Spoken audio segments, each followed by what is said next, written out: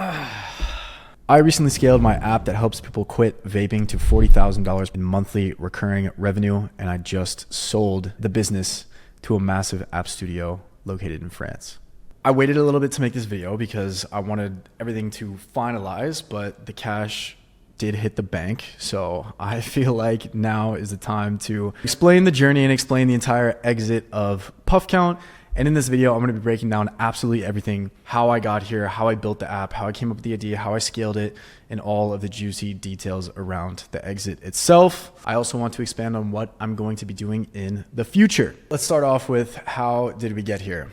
In the early days when I was young, like 16, 17 years old, I built small little games in high school. I scaled one of my first mobile apps, Grid, to $10,000 a month. And this is also where I built another app. This one blew up and I was featured in the Wall Street Journal, TechCrunch, ABC, Rolling Stone, the Washington Post, BBC. That was one of the craziest periods in my life. In the early days, I saw the power of mobile apps. I was building a piece of tech that could get in the hands of millions and millions of people. You know, when I went to college, I went to Pepperdine, and Juul hit the market and took everyone by storm, and everyone almost overnight became addicted to vaping. So I saw a problem in the market. It was going viral on social media, vaping was, so I knew that I could build a product around this, and I knew the marketing would be there. That's why I decided to build PuffCount. Before, I was only building games. With this new project, I was able to build an app that would actually change people's lives and help people live healthier. So that was my ultimate mission. And I sketched it out. I got the designs done on 99 Designs, and then I hired a developer team to build out PuffCount. And that was just the beginning. And then, once the app launched, it flopped a little bit. No one really cared. It was hard to market it and get revenue from it. But I started to just get on the grind, and I committed to posting a TikTok every single day, and the app blew up almost overnight. And we could say it was an overnight success, but I posted TikToks for like a good year and a half just by myself. Even though it was cringy and people made fun of me or whatever, it worked. And here we are today. I've been able to scale the app to $40,000 per month in monthly recurring revenue, and I sold it. Right?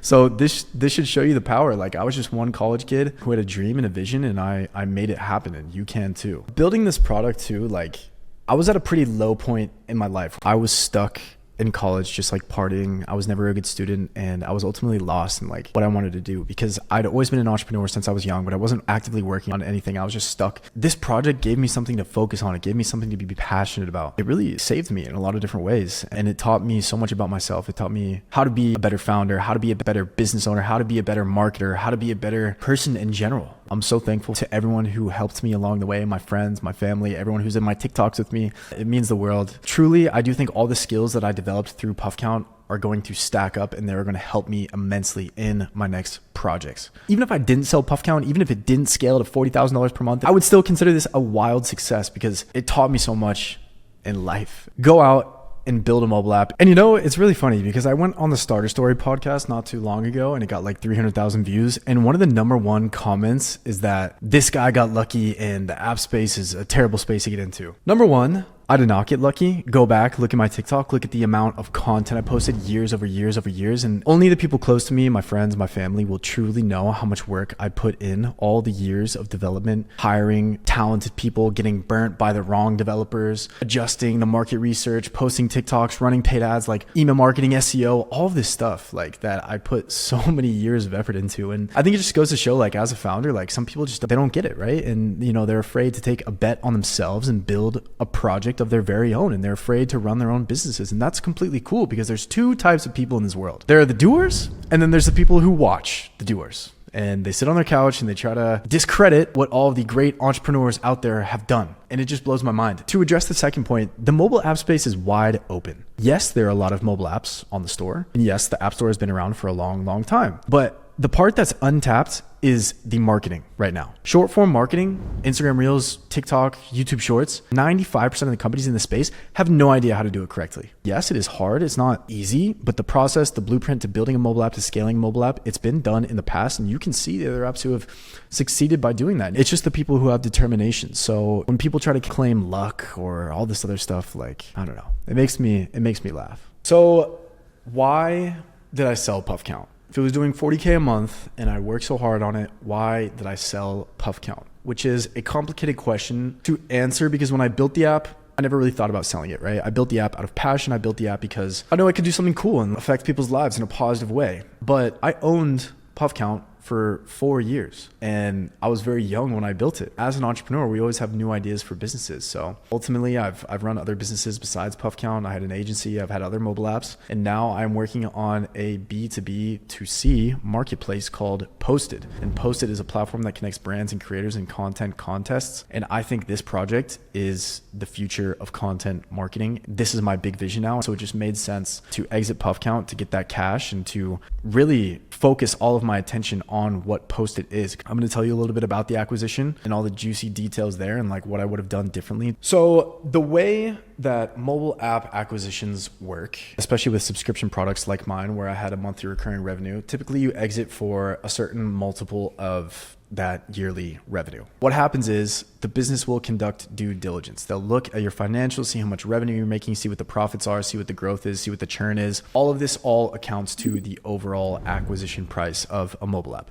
And I'm going to be honest, I could have gotten more money from the acquisition if I did these couple things. So I'm going to dive into those now. I think these are super important for anyone looking to build and scale and ultimately sell a mobile app. The number one thing that I kept running into when talking to different buyers was the fact that PuffCount was so heavily reliant on paid ads. We drove organic growth, and I had the TikTok account, luckily, which drove organic growth, and our website SEO was decent, but it was ultimately a very small percentage of the overall downloads and revenue of PuffCount. As you know, we scaled the project with paid ads quite heavily, right? And that is a perceived risk from other brands, because if the app is so reliant on paid ads, it becomes a bit more risky to acquire, which lowers the overall acquisition price. If PuffCount was just generating downloads and all its growth organically, and like the company acquiring it had no work to do, they didn't have to run paid ads to maintain the revenue or the profitability of the company, it would be worth a much higher multiple. And this is something that's a long-term work in progress, right? Like the SEO of a website, like that takes 6 to 8 months to a year to really lock in and see growth from that. And same with the App Store optimization,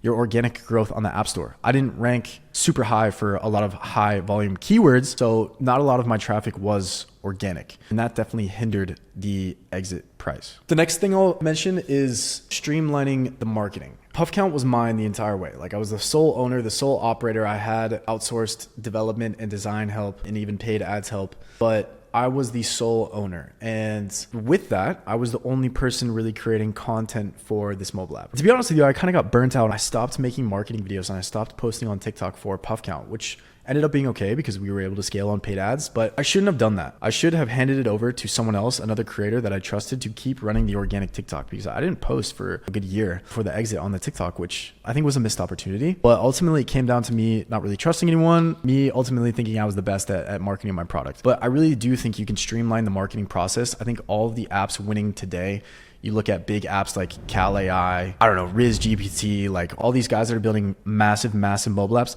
they're amazing at one thing, and it's creator marketing. They know how to scale that. But finding creators is so difficult, which is a big reason why I'm building my new project, Posted. I think it's going to make working with creators so much easier, and you'll be able to run content contests, and creators will have to compete to get the most viral video for your product. And finally, third, as an entrepreneur, your focus always shifts. I like to keep in mind that everything is for sale, right? Like everything is for sale at the right price. I think it's important to not get too attached to these projects. As PuffCount started to age and I'd been running for 4 years, my passion wasn't the same as the first day that I built it. And let's say, I just wanted to hold on to it and keep generating the cash flow and all that stuff. I think my passion for it, and as I shift focus to other projects, would have slowly died off. And the project would suffer because of that. So I was really happy to come to a deal with another company who really saw the vision.